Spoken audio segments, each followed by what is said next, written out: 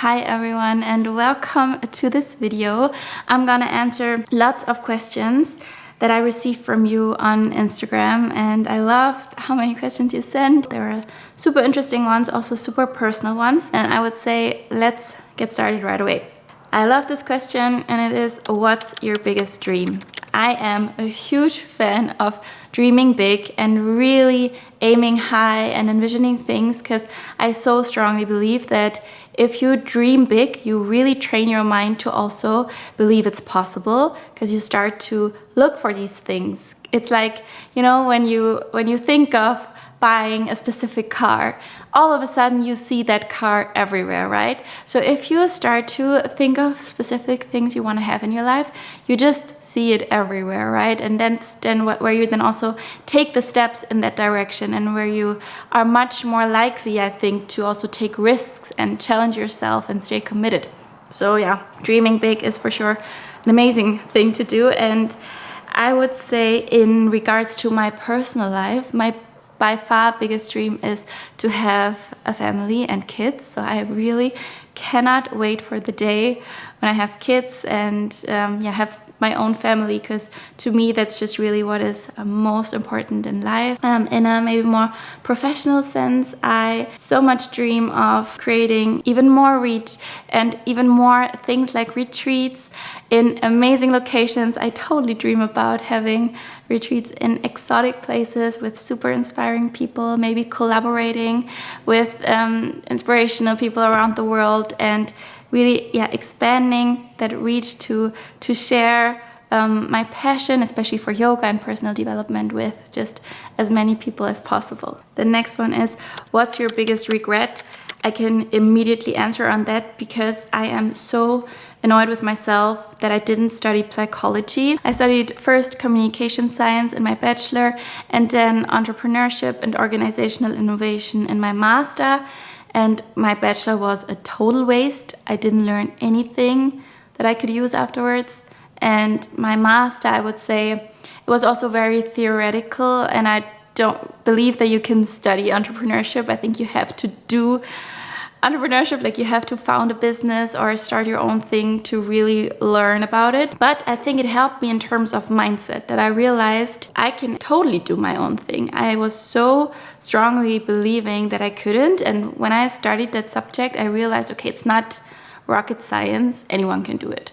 So in that regard, it was really helpful, but still, I so wished I would have studied psychology. But, well, now I just try to learn about it and read about it as much as possible just on my own. Anyways, next question. How long did it take you to become flexible? This is one of the most asked questions I get, and I totally get it, because when I started my yoga practice, I was also so curious to know how long does it actually take to get the splits or to achieve a certain pose. So I know where it's coming from, but the thing is, I really don't want to answer on it, because it doesn't help you anything if you know how long it took for someone to achieve a certain pose, because everybody is just really so different and so individual, and it can take someone a few weeks and it can take someone else a few years to achieve something. It's really about how long your body needs to open up. So yeah, don't ever compare your practice to anyone else, and don't put that time pressure on yourself. Your body needs as long as it needs, and if you stay consistent, if you spend time on your mat regularly, there is no way you're not gonna reach your goals, you know? You are totally gonna achieve anything you want. You just have to stay consistent and put in the work, but then it's really inevitable. So stick with your practice and trust the process, and also trust your body, okay? I, by the way, also have so many videos on here on flexibility. So yeah, I'll link one of them for you up here. So yeah, if you like, you can take a class with me and work on your flexibility. Then next question, are you a full-time yoga teacher? Yes, since a few months I am. So I recently quit my job. I was working in a startup, the pizza place. If you've been following me on Instagram, you know. I really enjoyed it, actually. So I loved my colleagues, especially in my last job. I really loved being in the office, and I love the brand and all of it. But yeah, I knew already for a long time that I wanted to do my own thing and that I wanted to focus on my yoga business. So quitting wasn't really a hard decision. And I was actually super happy and also lucky to be in a position where I could quit because I had a consistent client base, I had my social media going and everything. So I was able to transition into it full time. But I really also have to say that it's super challenging. So right now it's a total like up and down for me, both emotionally but also in ways how it's going. So some days it's going super well and I get partnerships and clients and stuff, and then it's just also sometimes not going that well. And mentally I can see also really how I'm struggling with being completely on my own and not having a boss that tells me what to do or having colleagues that I can discuss things with. It's really challenging for me to be my own boss and to do this by myself. But I definitely don't want to complain because it also is a total dream for me to pursue that, and I'm really grateful for it. And yeah, I hope I can build it more and more now. Okay, the next question is a fun one. What's your opinion on Botox? So I have never done Botox so far. So yeah, I'm not against it at all. I could totally imagine that I might maybe be doing it at some point.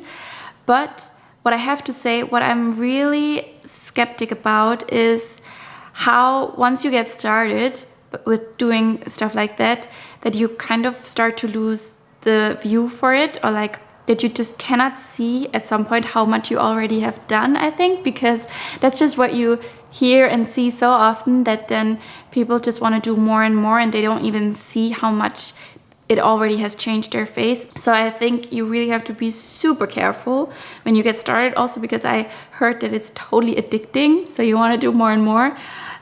So yeah, I think it needs to be like well thought of and also well researched. I would definitely do lots of research before I would do it, because I also think it's very toxic, right? There, I think it's really, really important to do a lot of research around it before you put any kinds of toxins into your body, right? Let's see. But I also think it's gonna be super interesting because there's all the time popping up new things, right, that you can do and new stuff. And so who knows, maybe in a few years, Botox is already like old news and there's something new. We will see. Next one. Do you use any birth control? No, I don't. I was on the pill for about 8 years, so a really, really long time, and I so much wished I would have stopped earlier. But yeah, I stopped taking it, I think 3 years ago or so. I actually didn't have my period for almost a year after I stopped, so a super long time, and it was really also super hard for me. It stressed me out so much, and I tried so many things. And I actually also really thought about doing a YouTube video about how I got my period back and the whole process, because I know there are so many women and girls out there that lose their period. So let me know in the comments if you'd be interested in that. Then I'll definitely make a video about it. But so yeah, I decided I don't ever want to, okay, not ever, who knows, but I really don't want to be on hormonal birth control anymore. And so I took a course in the fertility awareness method, so tracking temperature.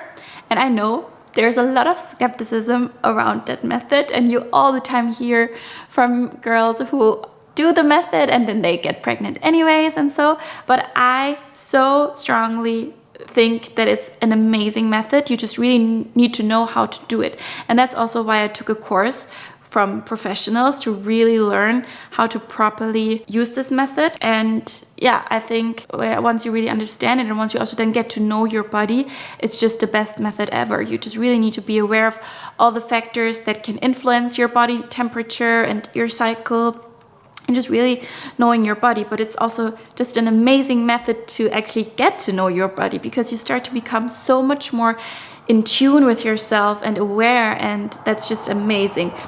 But I also would say that this method is probably not the absolute safest if you are at a point in life where you really do not want to get pregnant at all, because there are so many factors that can influence your cycle and your temperature. But for me personally, I'm at a point in life now that if we would get pregnant, it wouldn't be a problem. As I said, like, my biggest dream is to have kids and to have a family. It's definitely not planned right now, but yeah, we are at a point where it's like, if it would happen, it would be absolutely amazing. So that's also why I'm totally fine with using this method. But yeah, again, let me know if this topic interests you more, then I'll for sure film more about the whole topic of period. Next question, what's your best self-care tip? That is for sure my number one self-care tip, to cook by yourself as much as possible. So really making sure you have healthy, nourishing meals for yourself. And there's just no better way than doing that on your own and preparing your own meals, because then you can just make sure you use only organic ingredients. You know everything you put into your food, because when you go to restaurants or when you have takeaway food, the amount of sugar and artificial stuff they put into it is insane, because of course they want to make their food taste super nice so you can come back. So making sure you prepare as much as possible your own meals by yourself and you cook for yourself is just the best thing we can do for ourselves, because it just really all starts with what you put into your body. So yeah. And I know it can be super challenging to find the time, because it's just really super time intense to cook for yourself. But try and schedule periods, for example, during the weekend where you batch some food. So you chop vegetables or cook rice or pasta or lentils already in advance, and you store it in your fridge. So then during the week when you're really busy, you can just, take it out of the fridge, throw it all together, and you have your done meal. So it really doesn't take you any time to prepare food for yourself. Okay, let's see if there are a few more questions. Yeah, there was super many questions about just my diet, and if I'm a vegan, if I'm a vegetarian, what are my kind of like dietary restrictions. And I am neither vegan nor vegetarian, so I eat both meat and fish and animal products. But I do make sure that when I eat meat, that it's completely organic and as local as possible, so that I can make sure it's the best possible quality. And I also don't have it all the time. I have it maybe like once, maximum twice a week. For fish, the same. I also would say I have fish maybe like once or twice a week. I try to really make sure to have as little sugar as possible. So there I am really, really consistent, actually, especially when I'm at home, that I have as like almost no sugar at all. When I'm going out and when I'm traveling, there I totally eat whatever there is. Especially I think with traveling, it's super important to not restrict yourself too much, because you also really want to enjoy life.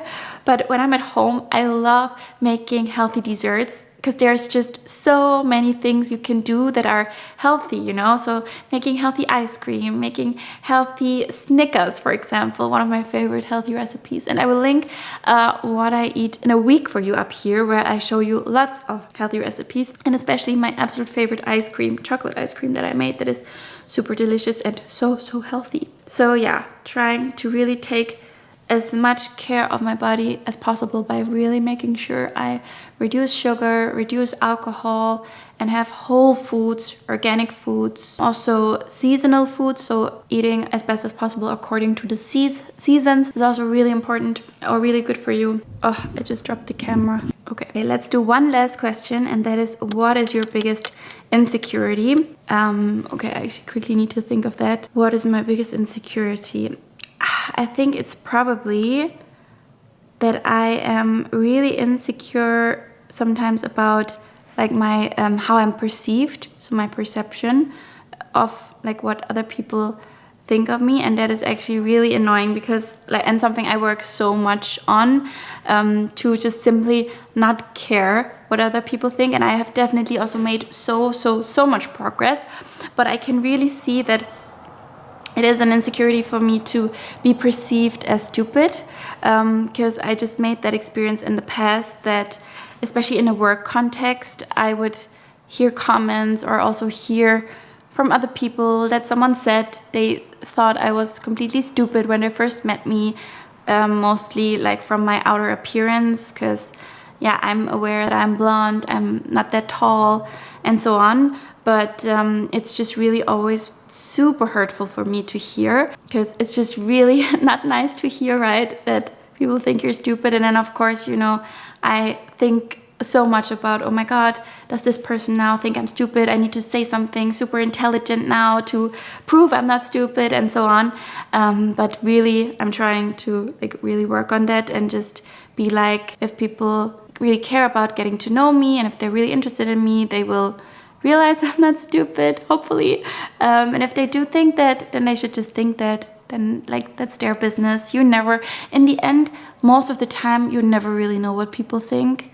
So we should always assume. It's lovely. So yeah, I'm just looking right now, but I think these were like also just, I tried to collect the most asked questions, but I'm definitely gonna film another one of these videos if you like. So let me know, and I hope you enjoyed this video. You can just let me know in the comments. If you have more time right now, then stay for my next video, and I hope I'll see you around. Thanks for watching. Bye bye.